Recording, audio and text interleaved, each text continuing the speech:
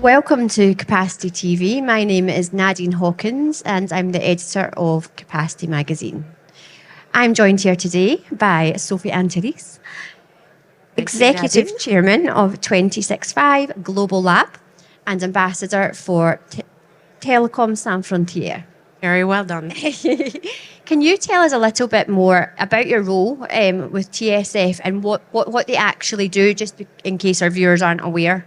Absolutely. So TSF was founded in 1998. So 26 for 25 years, we're going to 26, but for 25 years, TSF has been the first, but only one of the main organizations to take care of human crisis, humanitarian crisis, disaster, natural disaster, conflicts, and other areas. So over the 25 years, I think TSF has helped connecting and helped people, over 20 million of them, through 117 crises in 80 countries. So it's a phenomenal achievement, and it's also a pretty scary achievement. Could you give us an example of some of those crises they've been involved in? Again, because familiar with the work, it's incredible what they actually do and what they physically do when they're there. Sure. So about a year ago, not even a year ago, 6 months ago, we met with Natalie. Thank you to you and Capacity and everybody else to talk about our updates. And obviously, our latest update at the time was Ukraine.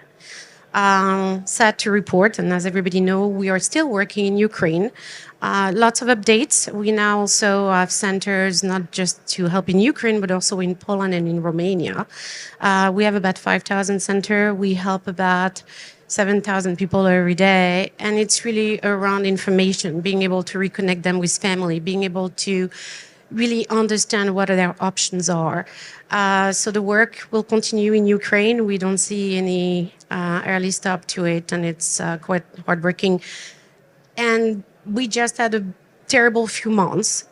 September 8th, there was a massive earthquake in Morocco.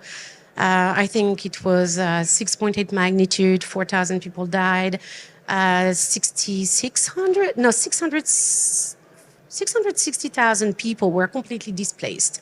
So we actually got there pretty much the day after or on the day. And really our mission there was to be able to find the communities that were completely disconnected and find a way to reconnect everybody. And we did that very quickly, very well. And, you know, that was really important because Morocco started their winter season and people not only were isolated, but also there were issues with, you know, the cold and so forth. Within 48 hours on September 10 in Libya, eastern Libya, the storm Daniel came in, created a cyclone, broke 2 dams. And, you know, the floods have created not just amazing, horrible damage, but about 4,000 people died. And I think as of October, close to 9,000 people are still missing. So same thing. You know, we were there the day after, and in this case, our mission was to be able to help the NGOs on site, create like an emergency center for communication, if you wish, and that extended to an hospital that we managed to connect as well. We're no longer in Libya, we're no longer on site, but we are still supporting everybody, and we are still supporting this hospital remotely.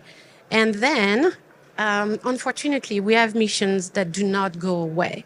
So we work in Latin America, Guatemala, Colombia, Mexico, and it's really terrible. We're dealing with a situation with migration, with migrants that, you know, are seeking information, are seeking connection with families in their country or wherever they want to be headed. But really our role here is not just to connect people, but it's also to inform people. So we have created centers where we share the information in language about their options, immigration or, you know, any kind of help, medical help, psychological help that they may need. And those centers are not going to go away. And considering the migrant situation in that region, we have the feeling that we're going to be there for quite a while. So that's in summary some of the project we're working on right now. That's incredible. It's really good to hear more about it in detail.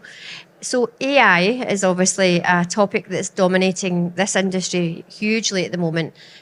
Is that something you think TSF will incorporate into their humanitarian work, and how could they do that? Yeah, TSF is a very small, very specialized organization. Our team is absolutely trained to deal with emergency. And the way they approach technologies, they will always go for the technology that will allow them to be extremely agile, extremely cost efficient. So we obviously have amazing partner, Utisalat, Amarsat. So we work with satellite company who are helping us deploy. When it comes to AI, there's a lot of tools that are really interesting. Either it's because you can do, prediction of disaster, or because you can get trends and pattern in population migration. Translation, simple thing as pure translation that AI can facilitate. So we are always looking at new technology to figure out what is going to be the best solution to help people faster, and in a way that is the most sustainable possible. And TSF are our charity partners at tonight's GCAs. How important are partnerships like that to TSF? What value do they bring? Capacity at large for, I don't even remember how long, because I've been involved with 8 years, and capacity has always been one of the biggest supporter of TSF. In editorial coverage, providing us with visibility like today. Thank you so much.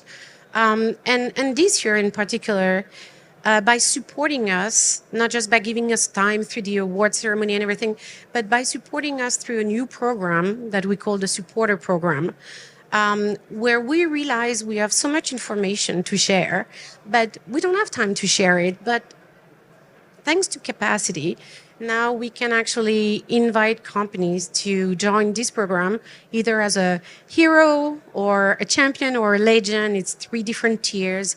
And all the content that we gather as we go through those missions, we will share on behalf of those companies, and they can be associated with the work that we do. And Capacity, thank you again, is going to publish some of this work, profile on all the people that are supporting us, and so forth. So having a partner like Capacity is absolutely critical for us. I think it's also critical that it's not just about giving us the time. It's also really about being very thorough about understanding what our organization need. And you're doing an exceptional job about that. So we're very, very grateful. Well, thank you very much for joining us today. It's the second day of Capacity Europe. Thank you so much, Nadine. Bye-bye.